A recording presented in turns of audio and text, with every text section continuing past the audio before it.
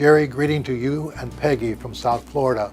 I remember with great fondness the 7 years I spent in Central Florida as the Bishop of Orlando, and two of the reasons for that fondness are you and Peggy. Congratulations, Jerry, on this well-deserved honor, and thanks for all that you have done to make our community a better place. So I was born and raised in a small farming community in northwest Indiana, about 35 miles southeast of Chicago. This town had about 2,000 people. They were mostly Catholic. Half of them, it seemed, were my relatives.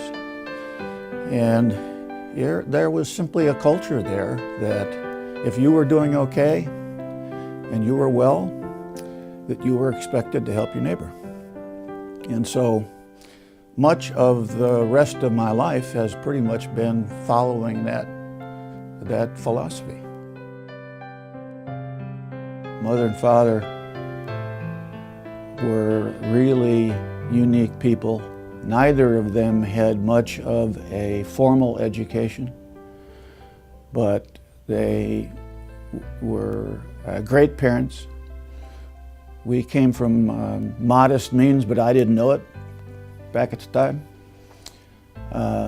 They provided very well for my family, my sister and brother, and much of, I guess, what I am and who I am and what I am is a result of their training. We actually met on a blind date. 28 days after we met, we were engaged. And then we were married a couple months after that, maybe 3 months after that. And we've been married 45 years. We have 3 daughters and 7 grandchildren. He's a hands-on dad. Always was very much involved in all of his kids' activities, and he genuinely enjoyed being with them. I've known Jerry Hilbrich for close to 29 years. Jerry has probably got more credentials and proven successful experience and philanthropy than anyone that I know. This award is more than deserving. I've known Jerry since the last century. It was 1990. Cliff Lee and I would travel around town attending various events and functions. Everywhere we went, there was this accountant who kept telling audiences that we needed to give back, we needed to volunteer, and we needed to make Orlando our home. That accountant was Jerry Hilbrich. His involvement with the cultural sector and his commitment to the growth of arts and culture in Central Florida over many years. He was one of the leaders that actually was able to secure a dedicated funding stream for arts and culture, now called the Tourist Development Tax, which over a period of many years has generated in excess of $23 million in operating support for arts and culture. That is significant. That is a significant contribution.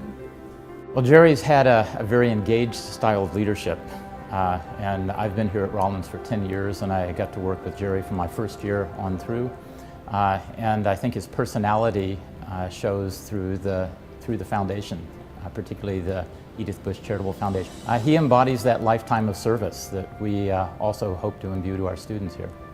Well, Jerry's entire 30 years of lifetime service has benefited generations of Rollins students, past, present, and even into the future, primarily through his chairing the Edyth Bush Charitable Foundation and their support for the Philanthropy and Nonprofit Leadership Center, more recently the Bush Science Center, and a number of other programs. From a volunteer perspective and a leadership perspective, that Jerry's a real rock star. The arts in our community would not be what they are today without his vision and leadership.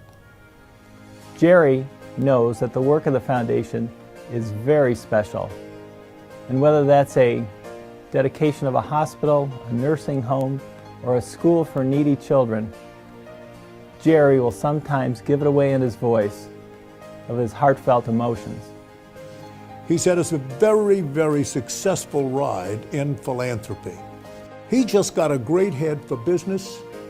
He's got a great head for family. He's got a great heart, thus making this award extremely deserving. Thank you, Jerry, for everything you've done for the arts and cultural community from the bottom of my heart, and congratulations on your very well-deserved award. Jerry, on behalf of Rollins College, thank you. Thank you, Jerry, for everything you do and for your friendship. God bless. Jerry, I truly feel blessed to be part of your life. Thank you, Jerry, for making Orlando your home.